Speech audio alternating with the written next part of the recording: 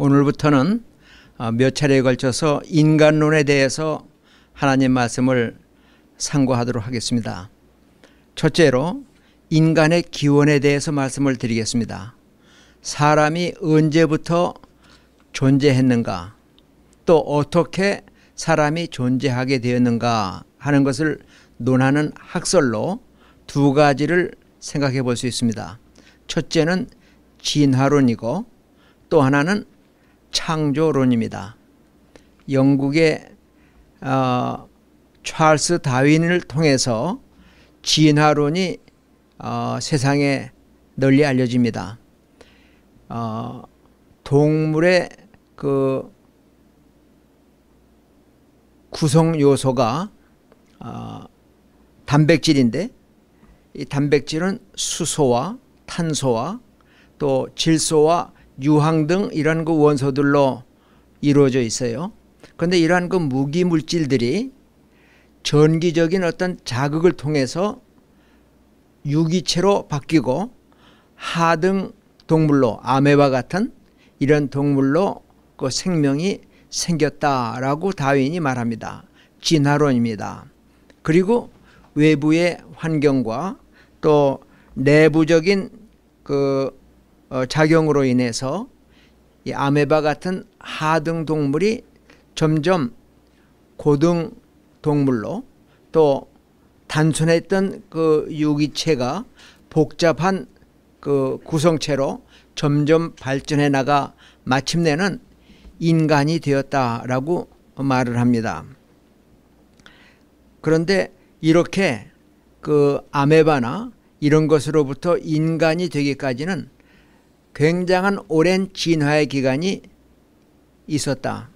수억 년 또는 그 이상 되는 태고 때로부터 이러한 그 진화가 시작이 되어서 유인원이 되고 애굽에 또는 북경 원인 같은 이런 사람들이 점점 진화돼 가지고 현대 인간이 되었다 얘기하는 것이 진화론입니다.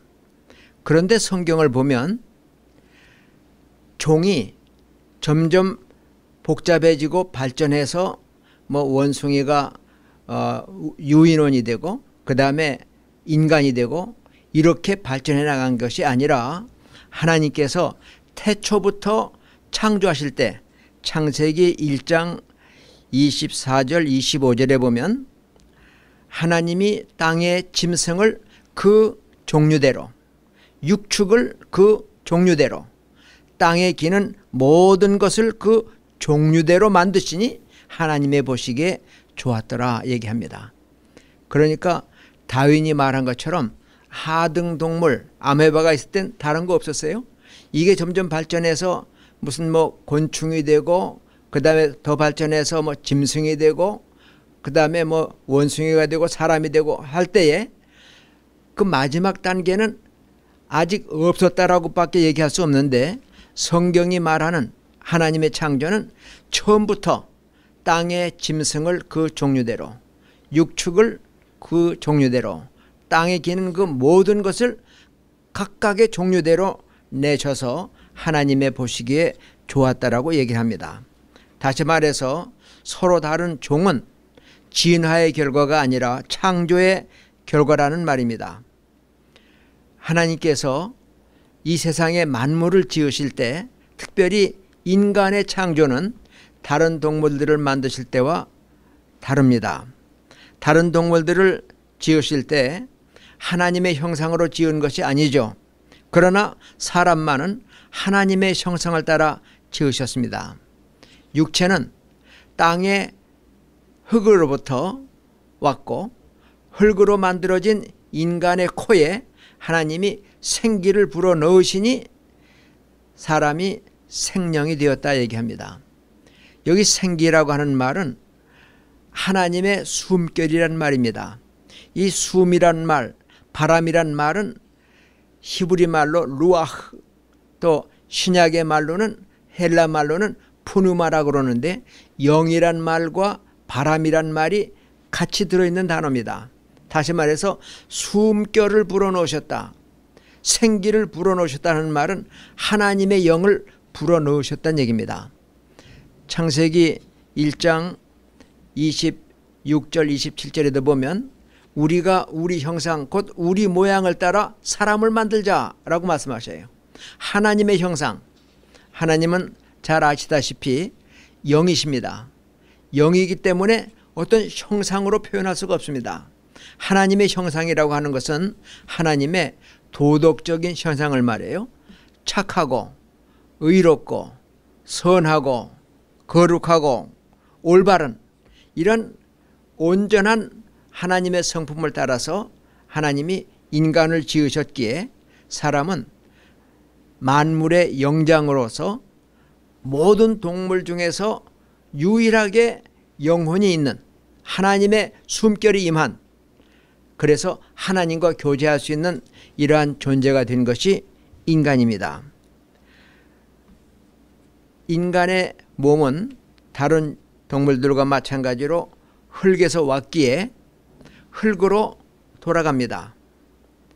물론 하나님이 창조하실 때는 인간은 에덴 동산에 있는 생명나무 열매를 먹으면서 하나님과 영원히 교제할 수 있도록 창조하셨지만은 하나님의 말씀을 거역한 아담과 하와를 인해서 예고하셨던 죽음이 인간에게 선고됩니다.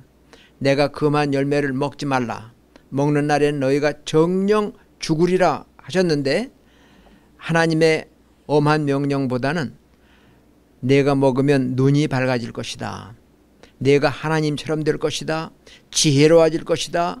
죽지 않는다고 하는 마귀의 꾀임에 빠져서 하나님의 말씀을 어김으로 아담과 하와가 범죄하고 하나님이 예고하신 그대로 사망을 선고받습니다. 그래서 사람이 죽으면 몸은 흙으로 가고 그 영은 창조주 하나님의 형상을 따라 지음받았기에 하나님께로 가게 되어 있습니다. 이렇게 인간은 육체와 영혼으로 구성이 되어 있습니다. 그러나 무신론을 신봉하는 공산주의자들은 유물주의 사상을 가지고 있어요. 눈에 안 보이는 것은 없다고 말합니다. 그래서 인간의 영혼, 그 다음에 사후의 세계들, 또 영혼이 없기 때문에 부활 이런 것까지도 다 믿지 않는 것이 공산당 무신론적 유물론주의자들입니다. 성경에도 보면 사도행전 23장 8절에 바울 사도가 신문을 받을 때 자기를 고소하는 유대인들을 보니까 한편은 바리새인이고 한편은 사두개인인 것을 알았습니다. 그래서 바울 사도가 사두개인, 그 영도 없고 천사도 없다고 얘기하는 그 사람들을 향해서 나는 하나님께서 우리의 죄를 사하시고 그리고 영원한 나라에 인도해 가실 그 천국을 믿습니다.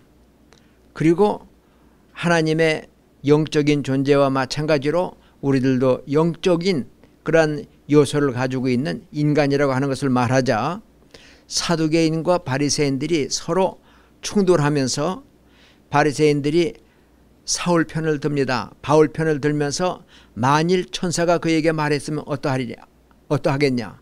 그러면 우리가 보니 바울은 죽일 죄가 없다. 그러며 자기들끼리 그 문제가 일어나는 것을 볼 수가 있습니다. 사람들은 눈에 보이는 것만 있다고 믿는 이런 그 유물론 사상, 또 모든 것들은 그 과학으로 증명되어야 된다고 얘기하면서 진화론을 주장하지만 성경이 말하는 바와 맞지가 않죠. 최초로 인공위성을 타고 우주에 갔다 온 러시아의 유리 가가린은 갔다 와서 그런 말 했습니다. 내가 하늘까지 갔다 왔는데 하나님 없었다 얘기를 해요. 눈으로 안 보이는 건 다 없다고 얘기를 하는 겁니다. 그러나 그 후에 역시 우주에 다녀온 미국의 우주 비행사인 유진 세르나는 갔다 와서 그런 말 합니다. 내가 하늘에 올라갔다. 가서 하나님이 만드신 모든 세계를, 그 아름다운 우주를 보고 왔다. 하나님은 직접 뵙지 못했지만은 그가 만드신 모든 그 창조물 우주를 보고 그것을 설계하시고 지으신 하나님이 계심을 나는 분명히 믿게 되었다. 이 우주의 말로 우연히 생긴 것은 결코 아니다 라고 얘기를 합니다. 믿음의 눈으로 이제 영혼과 또 하나님의 존재와 영원한 천국을 믿고 또 하나님을 닮아 살려고 하는 이러한 그 올바른 신앙의 사람이 아니라면 이 세상은 자연이 만들어졌고 또 인간은 물론 모든 생물들도 진화의 결과라고 믿는 이러한 그 어리석은 자리에 이르게 됩니다. 어리석은 사람들은 말하기를 하나님이 어찌하랴, 지극히 높은 자에게 어찌 지식이 있으랴 얘기를 하며 하나님이 모르시리라고 생각하며 자기들끼리 참 음모를 꾸미고 죄악을 행하고 또 그것을 은폐하려고 하지만 하나님께서는 우리의 머리카락까지 세고 계시며 심지어는 우리의 생각까지도 다 통찰하시는 분이 하나님이십니다. 그러므로 우리들은 70년 80년 살다가 가는 육체적인 이 육체, 또 우리가 살다가는 그 눈에 보이는 세상이 문제가 아니라 하나님이 준비해 주신 새하늘과 새 땅, 우리가 가본 사람도 없고 그 다음에 실제로 눈으로 육신의 눈으로 본 적은 없지만은 마음이 청결한 자는 하나님을 볼 수 있다고 한 것처럼 우리가 신앙의 눈을 통해서 하나님을 발견하게 되고 또 의에 거하는 바 새하늘 새 땅이 우리를 위하여 준비된 것을 보게 됩니다. 이제 하나님이 없다고 생각하는 사람들, 영국에서도 얼마 전에 대중버스에 그러한 그 광고판을 매달고 다닐 때가 있어요. 아마 하나님은 안 계실 거다. 그러므로 걱정하지 말라. 인생은 즐겨라. 그러면서 영국의 그 무신론자들, 유물주의자들이 먹고 마시고 시집가고 장가가고 사고 팔고 하는 세상 일에 몰두하는 이러한 그 단면을 보여주었습니다마는 예수 믿는 사람들은 오늘의 찰나적인 만족이 아니라 주님 오시는 날을 바라다보며 믿음으로 그날을 기다리며 또 주님 말씀하신 대로 자기를 부정하며 자기 십자가를 지고 주님이 원하시는 길, 또 먼저 가셨던 생명의 길을 힘써 따라가고 있는 것입니다.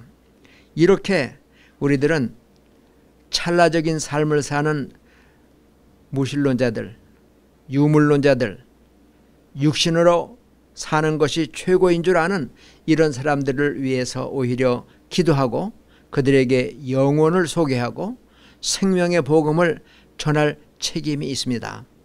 또 먼저 예수 믿는 우리들, 하나님의 형상으로 지음받았기에 하나님의 선하시고 기뻐하시고 온전하신 뜻이 무엇인지 참 말씀을 통하여 찾아보고 기도하며 여쭤보고 하나님의 말씀을 배우고 아는 대로 그 뜻을 이루어드리는, 예수님께서 우리에게 기도를 가르쳐 주실 때에 하나님의 뜻이 하늘에서 이룬 것처럼 땅에서도 이루어지이다.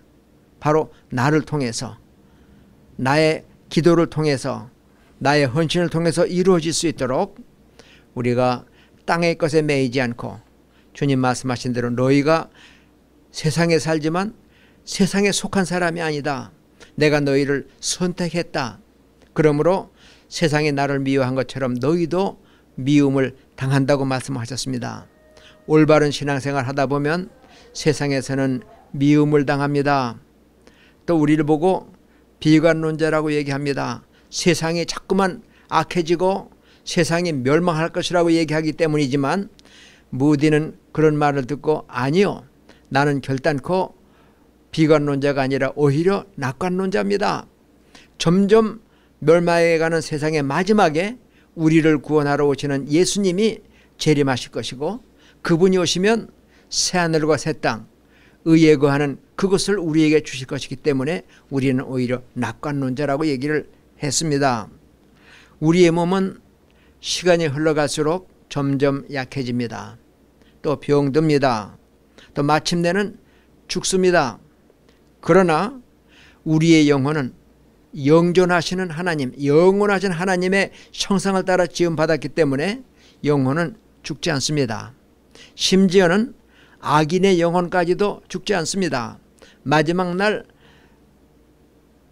그 최후의 심판, 성경적으로 말하면 크고 신보자라고 얘기하는 백보자 심판에서 그들이 영혼과 육체가 결합한 채로 지옥에 던져져서 영원한 형벌을 받게 됩니다. 이게 우리가 신앙을 고백하는 사도신경의 내용입니다.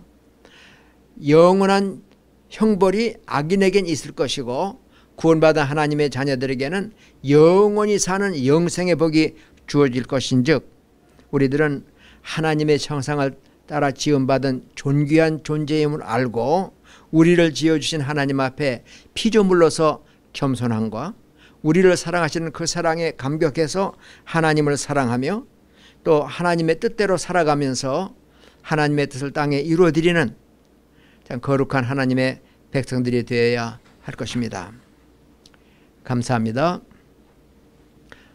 두 번째로 인간의 가치와 구조에 대해서 말씀을 드리겠습니다. 다른 동물들은 무게로 가치를 따집니다. 소고기 한 근에 얼마 또는 닭 한 파운드에 얼마 이런 식으로 동물들은 그 무게에 따라서 가치를 매기지만은 사람은 다르죠. 무게가 많이 나간다고 사람의 가치가 높아지는 게 아니죠. 물론 우리가 말로 참 아무개는 참 무게 있는 사람이야 하고 얘기하는 것은 그 사람이 참 모든 면에서 신중하고 또 인격적으로 신뢰할 만하다고 하는 의미지 뭐 몸이 크고 또 체중이 많이 나간다고 하는 의미는 아닐 것입니다. 우리는 눈에 보이는 육체가 아니라 눈에 보이지 않는 인격과 고상한 정신 그리고 그보다 더 중요한 영혼을 가지고 있기 때문에 인간은 존귀한 존재가 되는 것입니다. 소나 돼지 같은 고기들은 그 동물들은 그 고기는 물론 내장, 뼈, 털 또 심지어는 가죽까지도 다 유용한 자료가 됩니다. 짐승은 정신적이거나 또는 영적인 가치가 없기 때문에 물질적인 것으로 그 값을 매기죠. 만일 인간을 육체적인 가치로 그 평가한다면 얼마나 갈까요? 독일의 어느 학자가 따져봤더니 인간의 몸으로 그 안에 있는 기름으로는 지방으로는 비누 7개를 만들 수가 있다. 또 인체 안에 있는 철분으로는 못 1개를 만들 수 있다. 또 우리 몸에 있는 인으로는 2000개비의 성냥을 킬 수 있는 그런 인을 만들 수 있다. 그리고 사람 안에 있는 그 유황을 가지고는 벼룩을 내쫓을 수 있을 정도로 그 가치가 있다고 얘기를 했습니다. 다시 말하면 인간을 물질적인 요소로만 평가한다면 그 가치는 소나 돼지만도 못한 그런 가치가 될 겁니다. 그러나 하나님께서 우리 인간을 만들어 주셨을 때에 그 형상은 하나님의 영혼, 영의 형상을 따라서 만들어 주셨기 때문에 우리 흙으로 만들어진 육체 속에 하나님의 고상한 영이 머물게 되었습니다. 그래서 사람들은 겉사람, 육체가 점점 낡아지고 마침내는 깨지는 때, 죽음을 맞는 때가 있다 할지라도 우리 안에 있는 영혼은 천하보다도 귀하기 때문에 이 영혼을 구하시러 예수님께서 인간 되어 땅에 오시고 죄인이 담당해야 될 죄값 사망을 친히 참 체험하심으로 우리로 하여금 하나님의 거룩한 자녀로 거듭나고 하나님의 나라 천국에까지 이룰 수 있도록 인도해 주시는 겁니다. 그러므로 인간은 불멸의 존재입니다. 영적으로 그 영혼의 가치가 귀하다고 하는 말입니다. 과학자들이 인간의 구조를 머리, 몸통, 그 다음에 사지, 팔다리로 나누어서 구분하는 경우도 있는데 이것은 눈에 보이는 대로 인체를 나누는 방법입니다. 아까 독일학자는 인간 몸에 있는 그 요소들로 뭘 만들 수 있는가, 뭐 성냥개비 또는 벼룩을 쫓을 유황 또는 못, 비누 이렇게 따졌지만은 예일대학교 생화학 교수인 모로비츠 박사는 사람 몸의 그 가치를 그걸 만들려고 한다면 600만 달러 이상이다라고 얘기를 합니다.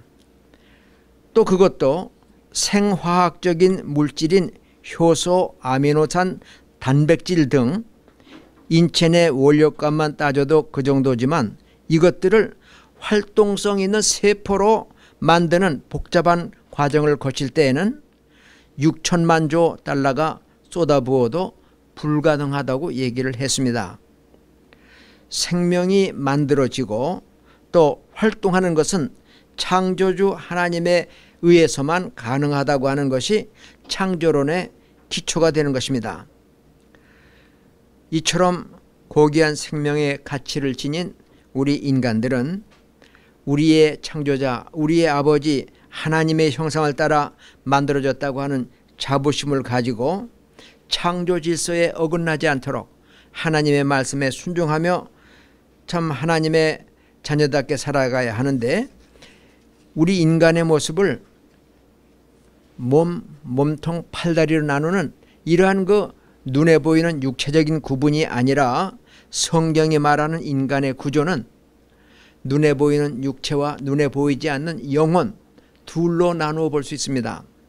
마태복음 10장 28절에서 예수님은 제자들을 훈련시키신 후에 두 명씩 전도도 하며 또 병도 고치고 귀신도 쫓는 권능을 주시면서 파송하셨습니다. 그때 하시는 말씀이 몸은 죽여도 영혼은 능히 죽이지 못하는 이들을 두려워하지 말고 오직 몸과 영혼을 아울러 지옥에 멸하시는 자를 두려워하라. 몸은 죽여도 영혼은 죽이지 못하는 이게 바로 인간입니다. 요즘 저 중동에서 이슬람 국가라고 하는 IS라고 하는 이 과격 이슬람 단체들이 자기들 비위에 안 맞는 사람들을 참 붉은 옷을 입혀서 꿇어 앉혀놓고 그리고 나서는 그들의 목을 빕니다. 몸은 죽일 수 있는지 몰라도 그 속에 있는 고귀한 영혼은 손댈 수 없는 것이 인간의 한계입니다. 그러나 하나님께서는 육체와 영혼을 아울러 지옥에 멸하신다고 주님이 말씀하시며 인간의 구성을 육체와 영혼으로 나누셨습니다. 또 베드로전서 3장 18절에도 예수님의 속죄 사역을 설명하는 베드로가 이렇게 말합니다. 그리스도께서도 한번 죄를 위하여 죽으사 의인으로서 불의한 자를 대신하셨으니 이는 우리를 하나님 앞으로 인도하려 하심이라. 육체로는 죽이심을 당하시고 영으로는 살리심을 받으셨다. 육체로는 예수님이 죽임을 당했지만 영으로는 살리심을 받았다고 육체와 영을 대조하고 있습니다. 이렇게 인간을 눈에 보이는 물질적인 육체와 눈에 보이지 않는 비물질적인 영혼으로 구분해 볼 수 있는데 조금 더 깊이 성경을 연구해 보면 영혼이라고 하는 것은 다시 영과 혼으로 나누어 볼 수 있습니다. 영은 하나님이 영이시기 때문에 그 하나님과 교제하는 부분, 이게 영입니다. 혼이라고 하는 것은 물론 성경에서 영과 혼을 교차적으로 쓰이기도 하고 또 영혼이라는 말을 영이라고도 하기도 하고 또는 혼이라고도 사용하는 경우가 없지는 않습니다. 그러나 이 혼이라고 하는 것은 사람에게만 있는 게 아니라 느끼고 깨닫고 기억하는 이러한 능력은 동물에게도 있습니다. 그래서 인도에서 동물원에서 일하던 어떤 소년이 하도 이 배설물을 많이 배출하니까 그냥 그 들고 있던 양동이로 코끼리를 한 대 갈기곤 그 사표를 내고 나왔대요. 그리고 여러 달 후에 동물원을 구경 왔더니 그 코끼리가 그 소년을 알아보고는 코를 들고 내리치려고 그러더래요. 기억하고 있는 겁니다. 고양이가 자기 집을 찾아가듯이 개나 소나 말이 길을 알듯이 기억해요. 느껴요. 사랑받는 걸 알아요. 그런데 이러한 그 느끼고 기억하고 생각하는 것은 동물만이 아니라 혼도 있어요. 식물도 있어요. 그래서 요즘에 와서는 식물들도 참 같은 물을 주면서도 칭찬하고 또 축복할 때 잘 자라고, 저주하고 미워하면서 똑같은 물을 똑같은 조건에서 준다 할지라도 저주하고 미워하는 식물이 그 말라들면서 참 자라지 못한다고 하는 사실이 과학적으로도 증명이 됩니다.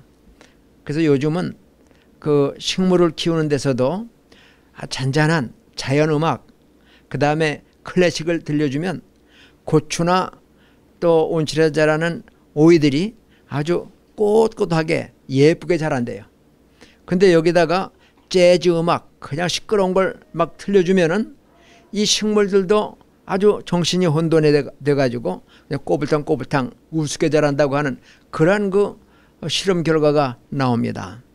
다시 말해서 느낌, 이 혼이라고 하는 것은 식물도 있고 동물도 있고 사람도 같이 가지고 있지만 영이라고 하는 부분은 하나님 그 성품, 하나님의 그 존재가 영이기 때문에 인간만 하나님이 영을 주셨습니다. 그러니까 하나님과 교제하는 영이 있고 느끼고 기억하는 혼이 있고 그 다음에 우리가 지금 그 질그릇처럼 보배를 담고 있는 육체가 있는데 육체는 눈에 보이는 가시적인 그 요소이고 또 물질로 만들어졌고 그러나 이 질그릇 같은 우리 몸에 담고 있는 영혼이라고 하는 이 보배로운 존재는 눈에 보이지 않습니다. 그러나 영은 하나님과 교제하는 부분이고 혼은 기억하며 느끼는 부분인데 데살로니가전서 5장 23절에 보면 평강의 하나님이 친히 너희로 온전히 거룩하게 하시고 너희의 온 영과 혼과 몸이 그리스도 강림하실 때 흠없게 보존되기를 원하노라. 바울 사도의 데살로니가인을 향한 기도이며 소원이었습니다. 너희의 온 영과 혼과 몸이 그리스도 예수의 강림하실 때까지 흠없게 보존되기를 원하노라. 저도 또 이 방송을 시청하시는 애청자 여러분들도 같이 참 하나님 앞에서 하나님의 은혜로 영도 혼도 몸도 주님 오시는 날까지 참 흠없게 보존되기를 축원합니다. 뿐만 아니라 히브리서 4장 12절에 보면 하나님의 말씀은 살았다고 말합니다.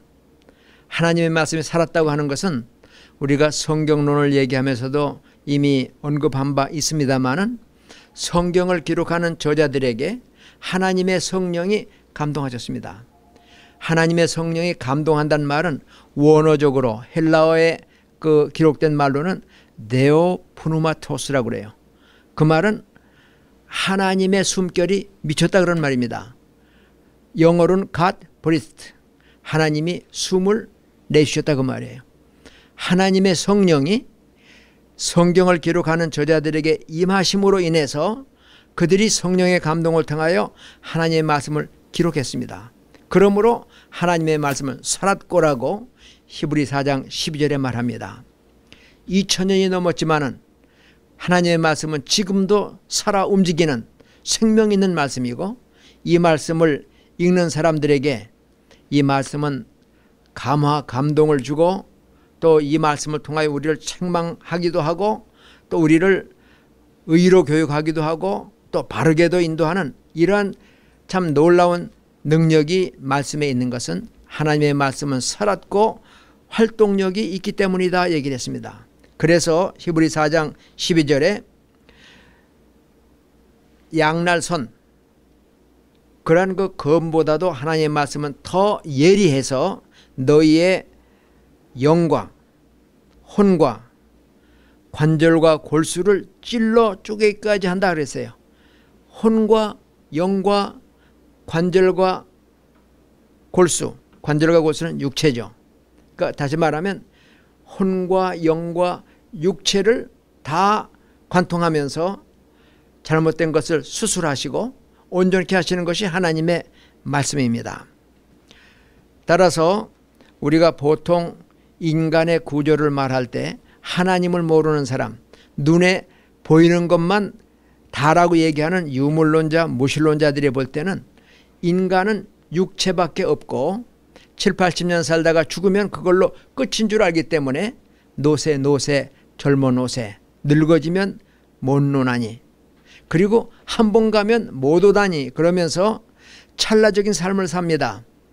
그러다 보니까 남의 정조나 남의 재산이나 남의 그 생명까지도 나의 유익을 위해서 유린합니다. 그리고 내일은커녕 그 영혼이 없는 영혼을 무시하는 이러한 그 오늘의 삶을 살다가 보니까 육체의 정욕 때문에 물질에 대한 유혹 때문에 또 명예심의 자극을 받아서 참 교계 안에도 이러한 물질 때문에 이러한 그 요소들 때문에 혼란이 오고 또 깨끗해야 한다고 하는 법조계나 또는 국방을 담당하는 이러한 그 군인들 사이에서도 비리가 없지 않은 것은 우리의 진정한 존재 가치를 모르기 때문입니다. 눈에 보이는 육체만 있는 줄 알기 때문에 어떻게 하면 맛있는 거 먹고 어떻게 하면 내가 편하게 즐겁게 살 수 있는가 하는 현실적인 삶에만 가치를 두기 때문에 잘못된 삶을 사는 것인데 이제 우리는 영과 혼이 육체보다도 더 중요한 것이다. 그 중에서도 영은 죽지 아니하고 영원한 하나님 나라까지 가서 하나님과 같이 동거한다는 것을 깨달을 때에 우리들은 참 하나님 앞에 이 생명을 주심을 감사하며 창조받은 물론 부모님을 통하여 하나님이 만들어 주셨습니다마는 다윗도 바울도 그런 고백을 합니다.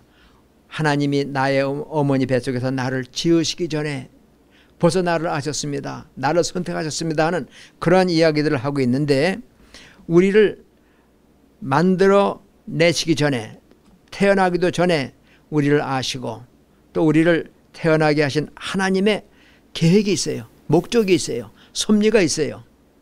그래서 보지 못하고 말도 못하고 듣지도 못하던 삼중고의 참 장애인인 헬렌 켈러 같은 사람도 그 어려움 속에서도 나는 나를 만드신 하나님을 찬양합니다.